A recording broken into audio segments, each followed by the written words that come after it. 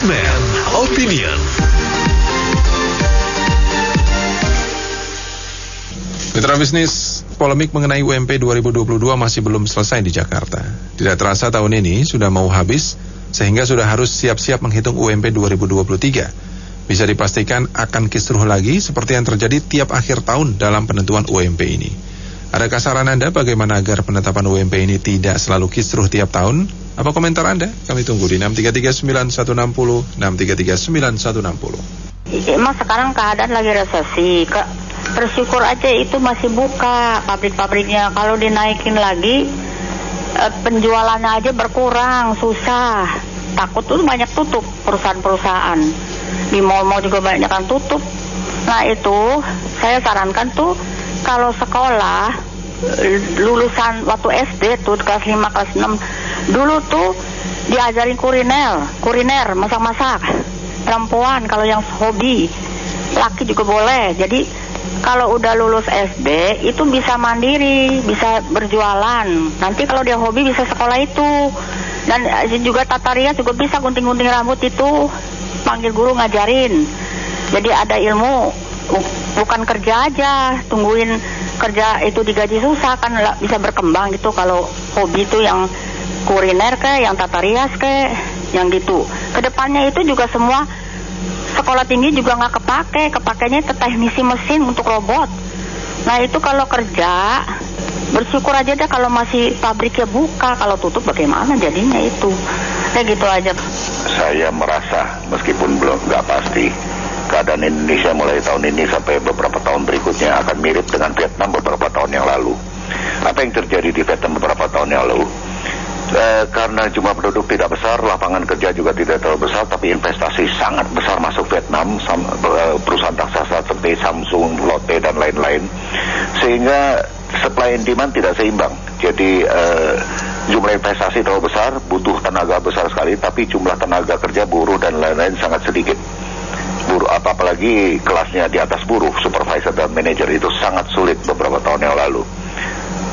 Nah, sekarang Indonesia saya rasa akan mengalami hal yang mirip dengan Vietnam beberapa tahun yang lalu, yaitu supply dan demand bukan berartinya supply-nya kurang, demand-nya tinggi, tapi mungkin penyeimbang artinya banyaknya perusahaan raksasa masuk Indonesia, ya, dan tenaga kerja terserap lumayan banyak, sehingga yang terjadi nanti pasar yang menentukan harga atau gaji. Vietnam pun beberapa tahun yang lalu yang saya pernah tahu, pemerintahnya punya target UMK, tetapi pasar yang berbicara, artinya investor kalau mau dapat karyawan harus bayar di atas UMK baru dapat karyawan. Itu yang terjadi di Vietnam beberapa tahun yang lalu. Nah, Indonesia mungkin saya belum tahu situasi seperti apa, tapi banyak perbaikan antara rasio supply dan demand. Cuman satu, yang banyak demand-nya adalah di Jawa Tengah. Jadi Jawa Barat ini akan kacau lah. Artinya tidak ada investor lagi yang masuk, bahkan investor yang sudah ada banyak yang pindah ke Jawa Tengah. Jadi Jawa Tengah nanti akan terjadi seperti di Vietnam, yaitu kalau bayar UMK tidak akan dapat karyawan, harus di atas UMK. Sedangkan di Jabar, ini saya nggak tahu deh, butek. Jabar ini udah butek. Terima kasih. Ya, saya berpendapat bahwa sebaiknya memang pembangunan perusahaan-perusahaan baru itu tidak semuanya terpusat di Jakarta, karena dari tahun ke tahun UMR Jakarta ini memang tambah mahal. Jadi sudah saatnya investasi baru itu ada di Sulawesi Utara, ada di Kalimantan Tengah, begitu ya. Sehingga selain tenaga kerja kita terserap, mungkin buat pengusaha juga dengan merelokasi unit-unit usahanya di luar Jakarta, bahkan di luar Jawa, itu juga membantu dari sisi biaya tenaga kerja yang mungkin relatif lebih murah dibanding Jakarta. Terima kasih. Menurut saya ini kalau UMP ini ditentukan tiap tahun, itu udah pasti akan ribut. Tiap tahun akan ribut. Itu karena itu harus ada berani gitu ya, bikin terobosan. Yang ditentukan itu bukan angkanya, tetapi sekali ditentukan rumusnya gitu, formulanya yang ditentukan gitu oleh pusat gitu. Nah, dan itu formula itu mengikat kepada seluruh bupati, wali kota, itu harus ngikutin formula itu. Nah, formula itu komponen utamanya adalah inflasi. Terus yang berikutnya adalah harga-harga sembako di kabupaten kota itu. Nah, itu kalau formula itu sudah ditentukan, itu tiap tahun secara terbuka, ayo survei gitu. Kalau memang harganya naik gitu ya itu tapi berdasarkan formula itu yang sudah ditentukan gitu. Jadi nggak akan ribut-ribut terus kayak gini gitu. Terima kasih. Justru kejadian sejak zaman pemerintahan Jokowi aja ya, terlalu lembek alias nggak ada nyalinya. Kalau sebelumnya itu kan ribut-ributnya sebelum penetapan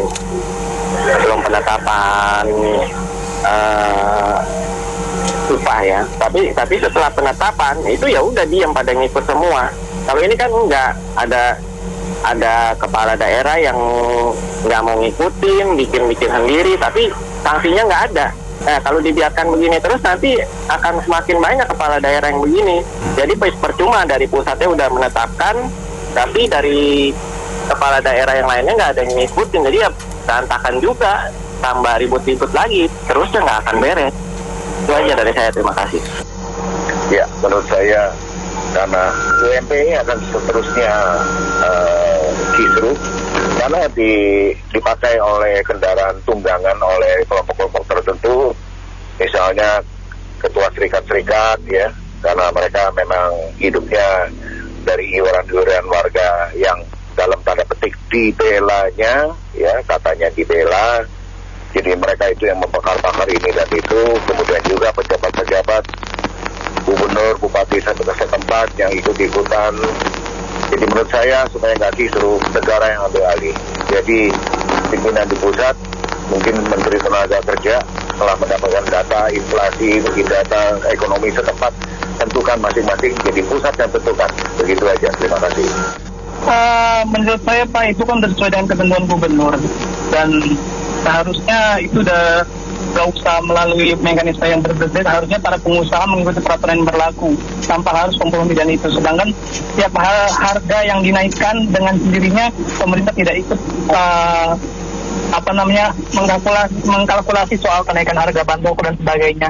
Tapi kenapa soal naik gaji UMP-nya itu selalu dipermasalahkan? Harusnya kita masing-masing tahu diri lah. Itu aja sih, ikutin peraturan yang berlaku saja sih. Baik, terima kasih Pak Saiful dan terima kasih Mitra Wisnu telah bergabung dalam Businessman Opinion. Saya Fahmi Andrian.